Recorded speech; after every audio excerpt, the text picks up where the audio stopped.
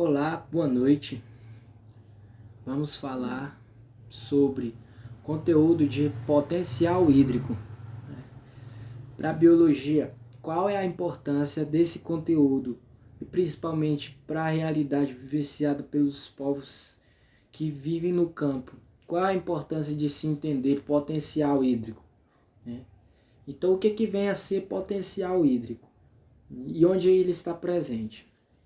Nas comunidades, é bastante interessante saber se o potencial hídrico dos solos, porque existem diferentes tipos de solos, e das plantas, para que haja um correto desenvolvimento dos vegetais, sobretudo na agricultura.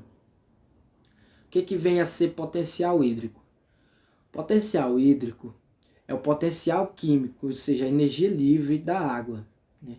Livre para ela se deslocar de um espaço para outro, que a gente vai ver que espaços são esses. É a água que ela sempre se desloca de onde há mais potencial hídrico para aonde tem menos potencial hídrico. Então, se tratando de vegetais, potencial hídrico ele está presente em ambientes como o solo, a planta, que é o vegetal, e a atmosfera. Então, por que ele passa por esses espaços? A planta, o vegetal, através do tecido radicular, ela adquire a água e os nutrientes, os sais minerais necessários para o seu desenvolvimento. Então, juntamente com esses nutrientes vai vir a água, que é vital para o desenvolvimento da planta. Então, com o potencial hídrico do solo, a planta irá absorver a água necessária e ela vai percorrer todo o corpo da planta através do tecido do xilema. E aí ela vai ocorrer o metabolismo celular, né, e ela vai estar utilizando essa água para desenvolver as suas funções. Então, quais são as medidas que existem de potencial hídrico? Potencial hídrico ele é medido por uma série de fatores que a gente pode estar aprofundando posteriormente. Mas o maior, mais elevado potencial hídrico é o zero, que se trata de água pura. Essa água pura ela só é encontrada em laboratório, produzida artificialmente por máquinas, né? Então nem a água destilada ela é 100% pura. Então a água pura, que é feita em máquinas, em laboratórios, essa água é completamente limpa, tirada todos os sais, então ela tem o potencial hídrico zero. Se o maior potencial hídrico é zero, logicamente os demais níveis, quer sejam quais sejam esses potenciais hídricos serão negativos. Então, se eu tenho um número negativo, ele, ao ponto de ser negativo, ele ainda assim terá que ser superior ao potencial hídrico de outro espaço para o qual a água ainda vai, para que haja deslocamento. Resumindo, o potencial hídrico ele sempre vai de onde tem mais potencial para onde tem menos potencial. Vejamos. Se o potencial hídrico máximo é zero, então os demais serão abaixo de zero. Suponhamos que no solo tenha um potencial hídrico de -1 e na planta tenhamos um potencial de -1,2. E a atmosfera, para onde vai a água em estado gasoso, tem um potencial hídrico de -3. Nesse caso, vejamos bem, o potencial hídrico do solo é superior ao potencial hídrico da planta e mais superior ao potencial hídrico da atmosfera. Nesse caso, haverá o deslocamento de água do solo para a planta para requerer todos os seus nutrientes e em seguida através da transpiração que a planta faz, o potencial hídrico irá para a atmosfera. Então, potencial hídrico é isso que determina a quantidade de água e o deslocamento. Agora eu vou estar utilizando um modelo didático, né, uma plantinha artificial em modelo didático para estar ilustrando melhor. Vejamos, aqui nesse jarro tem o solo. Aqui está o vegetal. Aqui está as folhas da planta.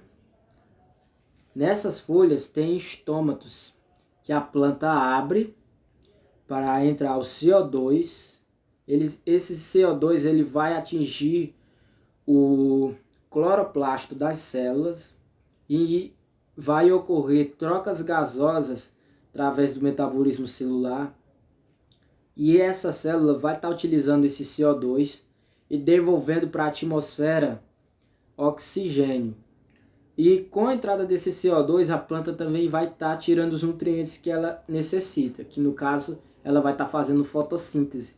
É por isso que a gente chama os vegetais de produtores, né? Eles são autótrofos porque ele produz seus alimentos.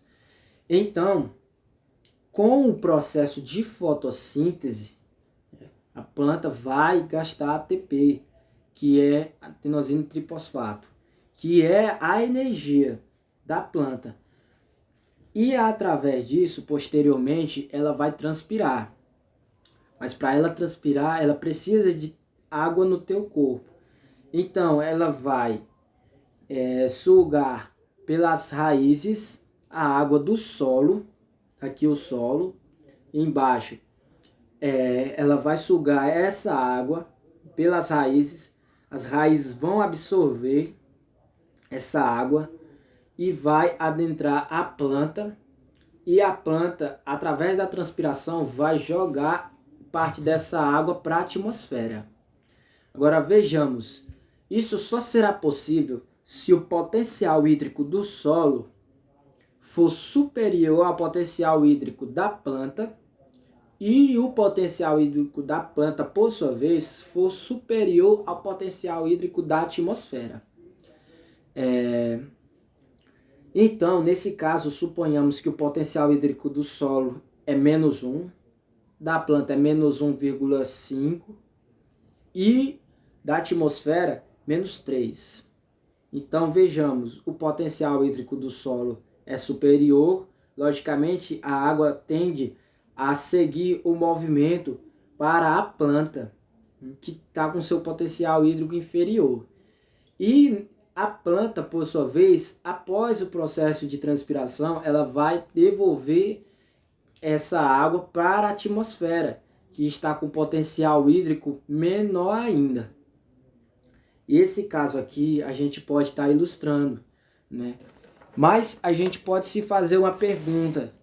Há a possibilidade só de o solo ficar em potencial hídrico superior da planta?